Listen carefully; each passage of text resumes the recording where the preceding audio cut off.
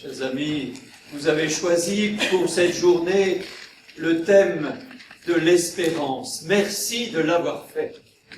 Merci. Car l'espérance, comme le rappelait le Père Jean-Marie Onfray il y a un instant, l'espérance ne va pas de soi. Le facile et la pente, c'est de désespérer. Et c'est la grande tentation, écrivait Charles Péguy. C'est la grande tentation, en particulier lorsqu'on est affronté à la fragilité de la vie humaine, aux problèmes de santé, au grand âge. La grande tentation, c'est de désespérer. Alors, sur quoi, sur qui fondons-nous notre espérance ? D'abord, comme le proclame saint Paul dans la première lecture, d'abord sur le Christ ressuscité et vivant,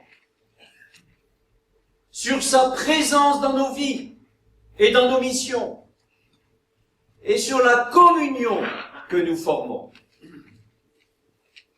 Oui, nous fondons notre espérance sur Jésus, ressuscité et vivant. C'est la première lecture. Paul vient d'être arrêté, il est confronté à ses juges, et il va affirmer son espérance. Et il va dire, mon espérance, c'est la résurrection. C'est Jésus ressuscité, et que nous aussi, nous ressusciterons. Et d'une certaine manière, ce qu'il disait là, c'était sa propre expérience. Lui qui était parti sur des chemins de traverse, qui était parti pour commettre les violences, voilà qu'il rencontre sur sa route Jésus ressuscité et vivant, et ça change tout pour lui. Il va alors oser des missions incroyables. Il va supporter les coups, il va supporter les critiques, on va rire de lui. Mais ça ne change rien, car Christ est ressuscité. Et cette assurance l'habite, c'est son enthousiasme. Il le proclame. Christ Jésus, mon espérance. Pourquoi j'évoque cela ? Parce que je crois aussi que c'est le roc sur lequel nous-mêmes, tous, nous fondons notre engagement en pastoral de la santé et dans l'Église, sur notre foi en Jésus, Jésus ressuscité et vivant, Jésus qui remet debout celui qui est malade, qui est mort,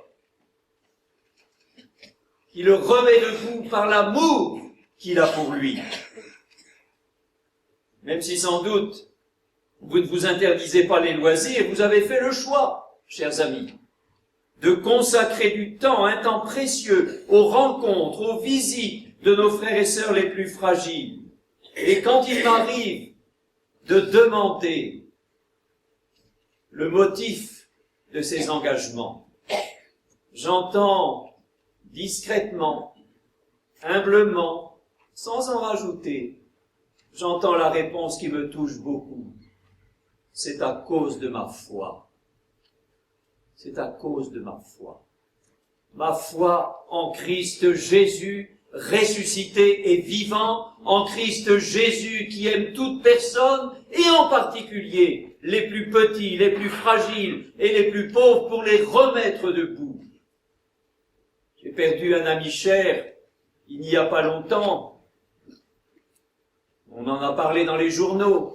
Et je l'ai tellement fréquenté, Jean Vanier. Et on sait combien Jean Vanier a eu ce souci des personnes avec un handicap mental. Et a eu ce souci, au nom de Jésus, de remettre debout, d'être signe de résurrection pour toutes ces personnes. Et il répétait souvent cette phrase, je l'ai entendu souvent la prononcer, devant les personnes marginalisées, mises de côté. Tu es plus beau, tu es plus belle que tout ce que tu crois être. Les amis, cette parole que Jean prononçait d'une certaine manière, c'est Jésus ressuscité qui la prononce devant chacun d'entre nous, devant les personnes que nous allons visiter, et en particulier ceux qu'on voudrait considérer comme des légumes, ceux qu'on voudrait mettre de côté. Tu es plus beau, tu es plus belle que tout ce que tu crois être.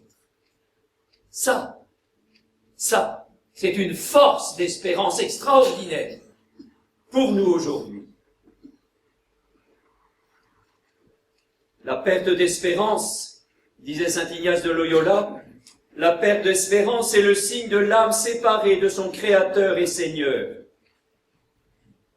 Et c'est vrai que ce monde peut-être s'éloigne un peu de ce Seigneur ressuscité et vivant. Mais à l'inverse, rappelons-nous les grands témoins d'espérance que sont souvent nos frères et sœurs âgés, handicapés, malades que nous visitons. C'est vers eux souvent que nous puisons cette espérance qui fait parfois tellement défaut à notre monde. Parce que c'est le deuxième point que je voulais évoquer. Ceux qui nous font grandir dans l'espérance, ce sont souvent ceux que nous visitons. En effet, croire en la résurrection du Christ, ce n'est pas être désabusé sur ce monde, être fataliste, disant le monde est pourri, vivement la fin, laissons-nous vivre. C'est au contraire, c'est regarder les signes de Jésus ressuscité aujourd'hui même, parmi nous. Je leur ai donné ma gloire, dit Jésus, la gloire que tu m'as donnée, dit-il au Père dans sa prière. Et la gloire de Dieu, c'est quoi? C'est sa vie, c'est son amour, c'est son esprit caché dans la vie des personnes que nous visitons. Et alors, en les visitant, notre espérance grandit quand nous en faisons mémoire, quand nous faisons mémoire de ces visites de gens dont la foi nous touche, dont la rencontre nous bouleverse. Il faut en faire la mémoire. Il faut en faire la mémoire. On connaît la chanson, chers amis, j'ai la mémoire qui flanche. Et en général, cette chanson-là, elle nous rappelle qu'on vieillit. Et qu'en vieillissant, il est plus difficile de se rappeler des choses et des personnes. Mais voilà, grâce à la relecture de nos missions, grâce à Jésus ressuscité qui la suscite, nous nous rappelons la présence de Jésus dans la vie des personnes que nous visitons. Nous nous réunissons en équipe d'aumônerie, en équipe paroissiale, précisément pour faire remonter à notre mémoire ces rencontres qui nous ont étonnés, ces paroles dont nous avons reçu la confidence. Il y en a, mes amis, des trésors qui nous sont faits. Ce sont les fameuses pépites qu'évoquait il y a un instant Jean-Marie Onfray. Bien sûr, nous ne nous réunissons pas pour parler de la pluie et du beau temps, c'est sans intérêt. Nous ne nous réunissons pas non plus pour rapporter les ragots les uns sur les autres, ça c'est mortifère.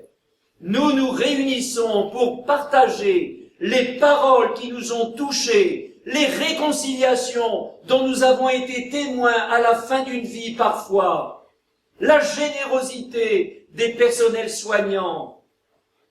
Et nous sommes ainsi témoins, en nous rappelant la présence de Jésus ressuscité dans la vie des gens, nous sommes ainsi témoins du Christ ressuscité et nous grandissons dans l'espérance. Cela nous fait du bien, comme dit souvent le pape François. Cela nous fait du bien de partager en équipe de faire la relecture de vie en équipe, de témoigner de Jésus ressuscité et vivant. Cela nous fait du bien à nous, chers amis.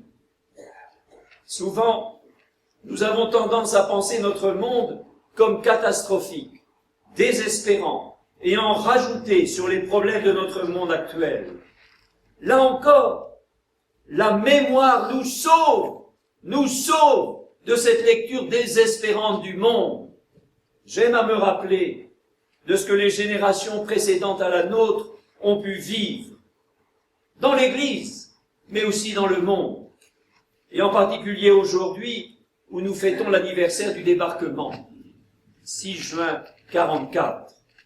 J'avais été touché par le témoignage de Geneviève Antonios de Gaulle. Elle avait été, vous savez qu'elle est la fondatrice, avec le père Wresinski, des mouvements ATD Carmont. Geneviève Antonios de Gaulle avait été déportée à cause des liens avec le général, avait été déportée à Ravensbrück. En entrant dans le camp, écrit-elle, c'est comme si Dieu était resté à l'extérieur. J'aurais dû éprouver de la compassion. Ce qui m'atteignait, c'était le désespoir. Elle fait cette expérience du drame du monde, des enfers du monde, parce qu'il y en a. À l'approche de Noël 44, elle est enfermée au cachot. Cette journée, écrit-elle, est plus triste et plus sombre qu'aucune autre. Les larmes me montent aux yeux. Nous célébrons Dieu venu habiter parmi nous. Oui, parmi nous, même dans ce lieu de désolation où règne la méchanceté et la peur. Si je l'appelle, peut-être me fera-t-il entendre sa voix. Mais non, il n'y a pas de réponse. Mes amis, cette expérience de Geneviève Antonios de Gaulle, c'est souvent l'expérience de nos frères et sœurs malades dans l'épreuve de la maladie, l'expérience de nos frères et sœurs âgés dans l'épreuve de la vieillesse. Arrive le matin du 25, jour de Noël. Comme chaque jour, une des déportées lui apporte à manger. Mais en plus, elle dépose sur la paillasse un petit paquet. Et dans le paquet, une petite branche de sapin, une feuille sur laquelle est écrit un chant français de Noël et une sorte d'étole beige en laine. Je la prends et entoure mes épaules de la tendresse de mes sœurs de captivité. Merveille, elles ont réalisé ce prodige de m'atteindre dans ma solitude et dans mon désespoir. Chers amis, voilà la mission que vous remplissez près des Geneviève Antonios de Gaulle de notre département, affronter à l'épreuve de la maladie, affronter à l'épreuve de la solitude, affronter au problème du handicap. Vous entourez de votre tendresse les frères et sœurs si affligés, et voilà que renaît pour eux l'espérance. Merci, chers amis, de vivre cette belle mission au service des invisibles, comme le disait Jean-Marie Onfray. Nous savons que nous sommes fragiles pour la vie. Alors, avec encore plus de foi, parce que nous sommes convaincus de la beauté de cette mission, nous allons demander à l'Esprit Saint, les uns pour les autres, qu'il nous donne sa force, qu'il nous donne son amour, qu'il nous donne sa vie, pour que continue, ici en Loire-Atlantique, la belle mission de la pastorale de la santé. Amen.